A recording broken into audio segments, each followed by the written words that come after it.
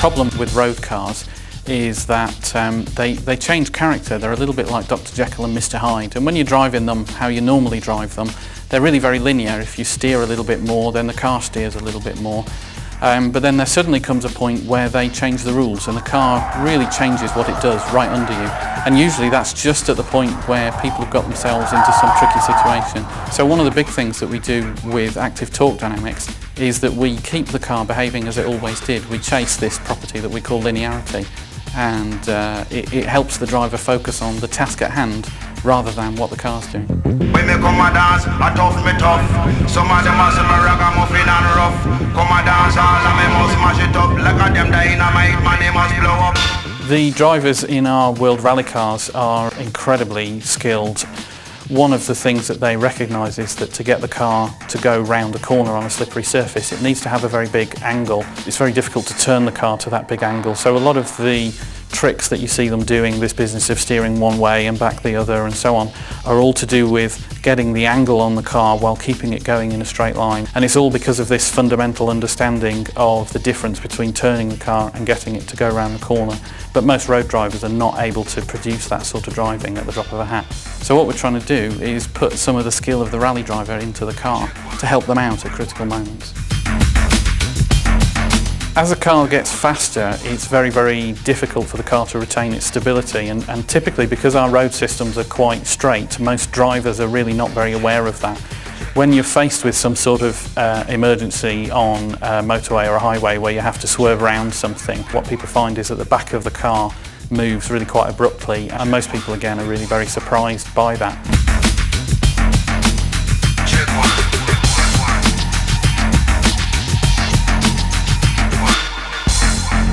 I'm going to come through this entry gate at 65 miles an hour in 4th gear. Take this path through the cones here, and then I'm going to try and stay within the white lines that are marked on the road there. And we're through this in about a second and a half, so you've really got to be paying attention. And that gives the car really quite a task. The unmodified Subaru is fairly stable. It's a nicely set up car for the road. It's got quite a reasonable amount of what we call yaw damping, so it gets through the first part of the manoeuvre without too much trouble, but it does tend to have a little bit of a wriggle afterwards. We're coming up for the lane change, 65 miles an hour, 4th gear, off the throttle. Here we go, we're in one way and we're back the other way, and oh dear, that's a little bit more difficult than I wanted it to be, really.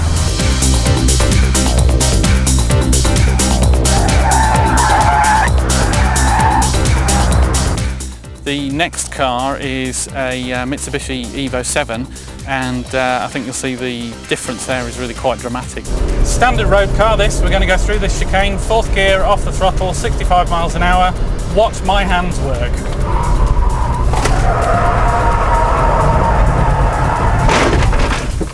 Pig, that'll be the gravel then.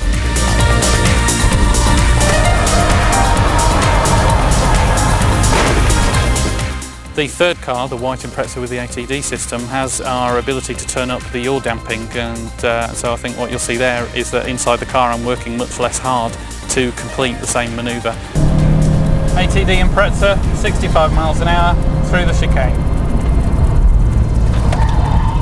Look at that, very, very graceful, very stable indeed.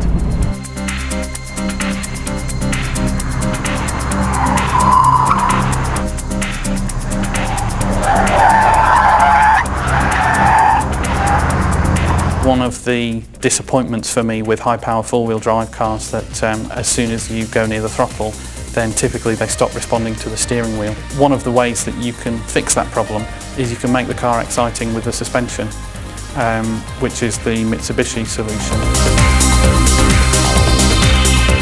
When I lift, it oversteers really quite aggressively, so if I flick the car around like that, you can see the back wheel lifting off the ground.